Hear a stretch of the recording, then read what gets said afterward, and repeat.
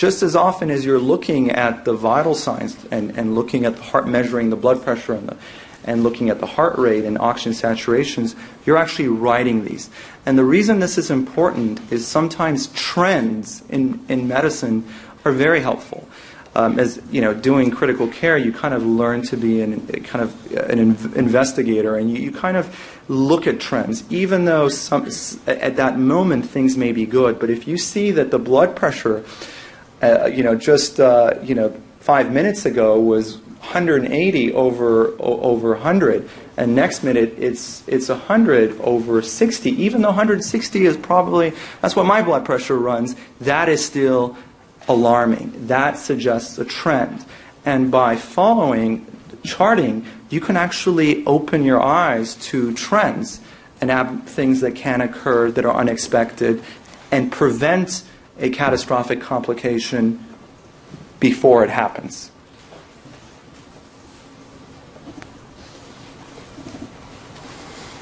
You next discuss the need for continuous and vigilant observation of the status of the patient during sedation. And in this case, you found this to be an egregious violation, referring to it as abandonment of the patient. Can you describe your findings and your rationale in that regard? Right. Like we mentioned earlier, it's imperative for the physician to be observing the patient at all times. I mean, this is the very basics of medicine, is really putting your patient first.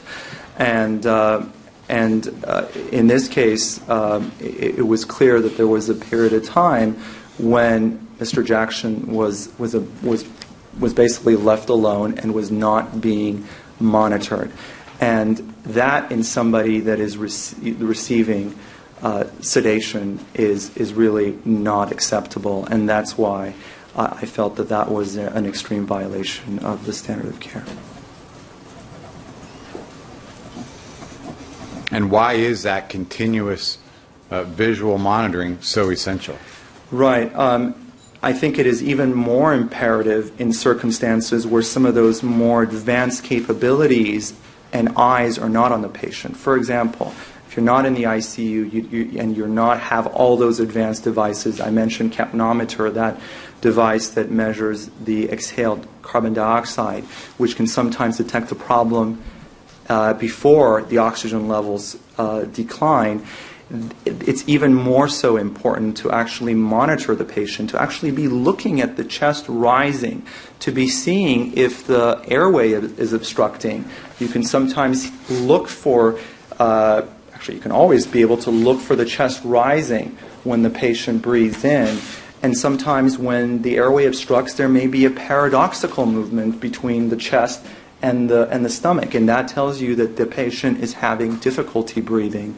So it's really imperative to be constantly observing these patients. And again, I'm referring to a situation where you do not have an artificial airway, just to be clear, because in the intensive care unit we have patients on a ventilator, and although there's a nurse, they may not be looking at them all the time, but they have a machine breathing for them. And they're hooked up to all the monitoring equipment. That's correct. Now, you also touched on the concurrent administration of both the benzodiazepines in this case and the propofol that Dr. Murray admits to in his statement. And you commented on this concurrent administration you found to be an extreme violation in the standard of care, correct? That's correct. And can you please explain that? Yeah, there's, as we talked about earlier, the continuum of sedation, and that there's a very fine line between going from moderate sedation to a state of general anesthesia, and that it's very unpredictable, how that can happen. That is even more so an issue when you compound different agents and you use them synergistically, meaning the effect of both of them together is higher than the effect of each of them individually, and that's really synergy means. And using benzodiazepines such as Ativan and Versed or Midazolam and lorazepam in addition to propofol can often have that synergistic effect and have even a greater effect than one would have expected with either individually. So it could result in a more pronounced decrease in blood pressure? More pronounced decrease in blood pressure, but also a more significant depression of breathing, or a respiratory depression that can cause an absence of ventilation or apnea or cessation of breathing altogether.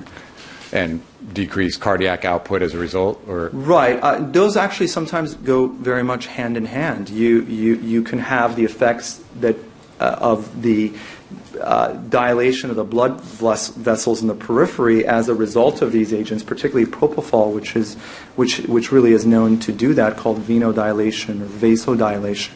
But you can also, by causing profound respiratory suppression and lowering of the oxygen levels, once there is very low oxygen perfused to the heart actually stops because of the underlying respiratory impairment or the lack of breathing. So what I'm saying is that the heart stoppage can occur, or the cardiac arrest can occur either from the medication's effects directly by causing low blood pressure, but also probably just as commonly occur because the medications together can have such a profound effect on the ability to breathe that the lack of breathing results in that lowering of the oxygen levels, and that the vital organs, particularly the heart and the brain, don't really like and result in really cardiac arrest. And staying on this topic of the concurrent administration of both the benzodiazepines as well as the propofol, you specifically commented on the fact that Dr. Murray noted that Michael was dehydrated. What significance did dehydration play in possibly having a more profound effect on this concurrent administration? Right.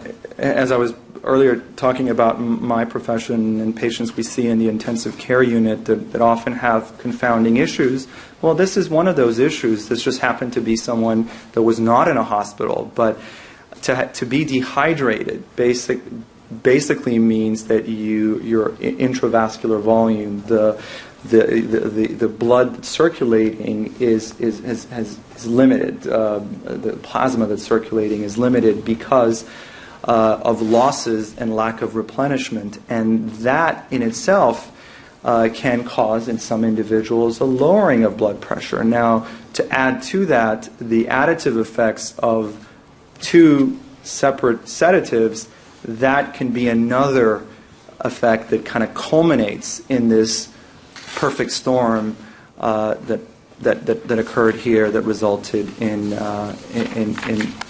Mr. Jackson's death.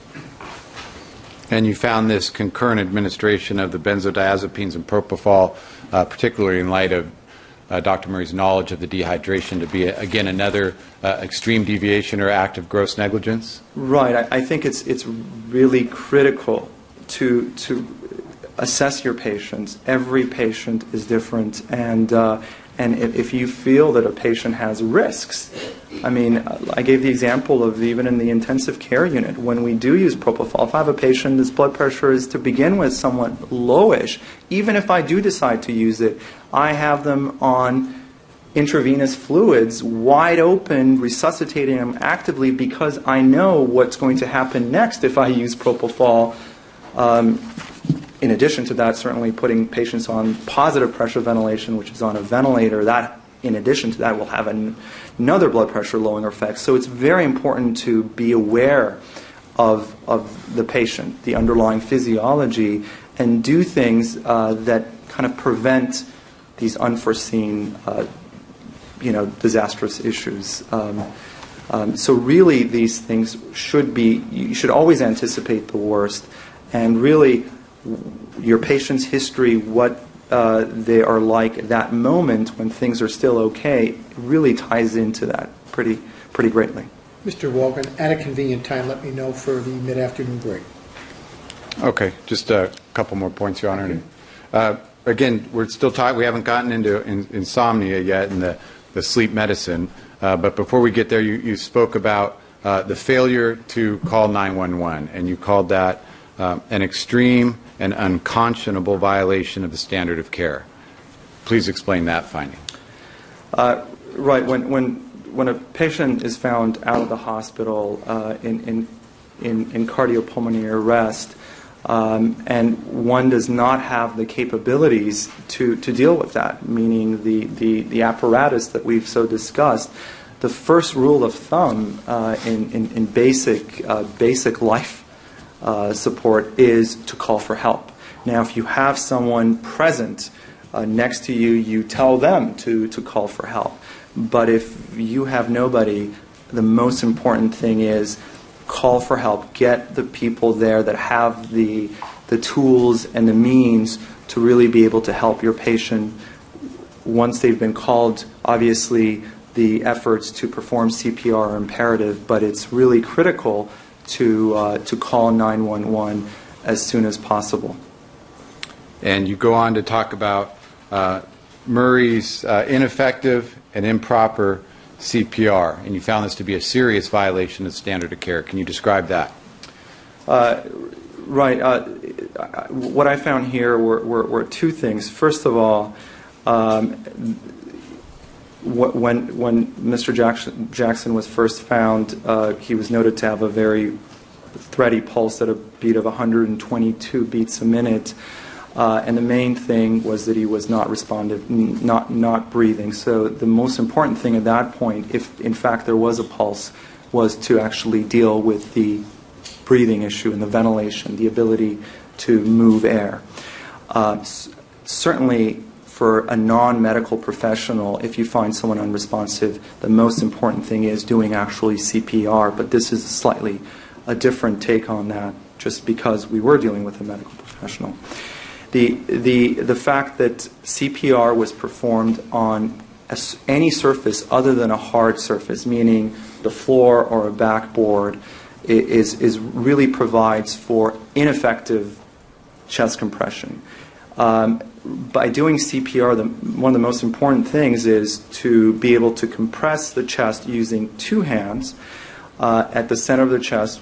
Imagine drawing a line between the nipples with two hands over the center of the chest, with standing over the patient where you actually are able to use some force and allowing the blood to circulate.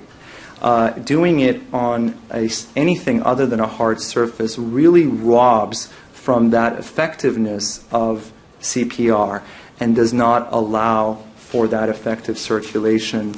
Furthermore, doing it with one hand on the front of the patient, one hand on the back, is really very difficult to imagine how you could effectively provide for that in particular on a surface other than a hard surface.